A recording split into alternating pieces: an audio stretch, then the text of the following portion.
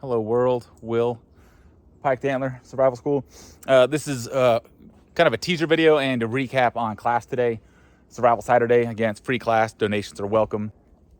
All the money that is gathered from it goes towards assistance in securing more land for the school. So donations are welcome.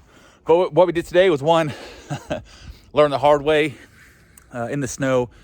It snowed a lot yesterday and today. A few days before, it rained a lot. So all of our material is pretty much worst case scenario for any sort of fire, especially ferro rod, double especially with friction fire. But we finally got it going. We learned some tips and tricks today. We all learned, including myself. We actually got the fire by accident in a way, trying all these different methods. And what ended up happening was using this dry grass. I don't know the name of this material, but it was dry. But generally, we wouldn't use this for a tinder bundle, generally, because it's pretty thick. Okay, but we had this on standby, so whenever we had a little flame from the ferro rod, like a little one that would last like 2 seconds, then go away, I was gonna put this on top because I know it'll catch a flame, not so much a spark. But it ended up accidentally catching a spark, which is really unusual. I tried this many times before, it hasn't worked even in good conditions. But today, worst conditions, just about worst conditions. It's not raining right now. It was snowing during the fire construction. But that's what we learned.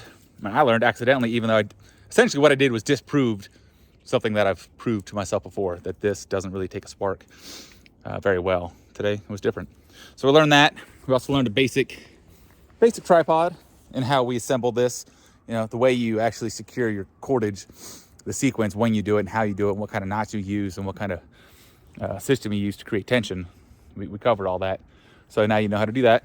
And essentially the class learned how to tie a noose with a relief end. So basically if I pull this, the whole system falls apart. But the whole idea was, you know, as we pull on this, I only have one hand available. As I pull this up and down, my now empty pot, which had snow and creek water in it, we'd be able to raise and lower this. And some would say, oh, just put it in the fire.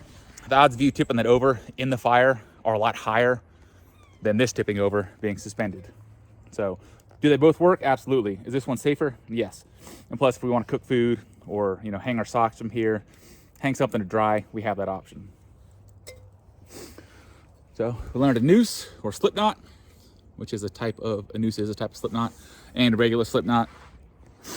And water purification, we did coyote well, sip well, gypsy well, whatever you want to call it, essentially digging a hole near a body of water and letting the earth act as your filter.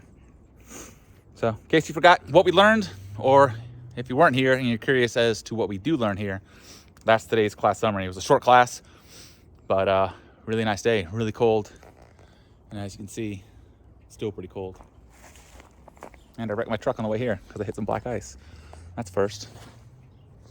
See you in a month, hopefully, for class. Keep your eyes open on Facebook for February's class. Again, free, it's donation based.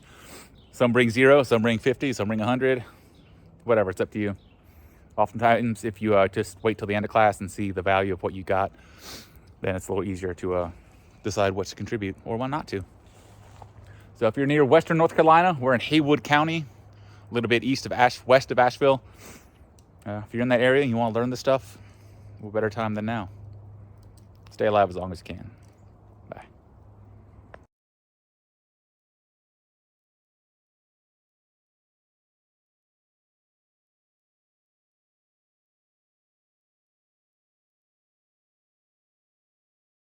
Restaurant, sit down to eat, guess what?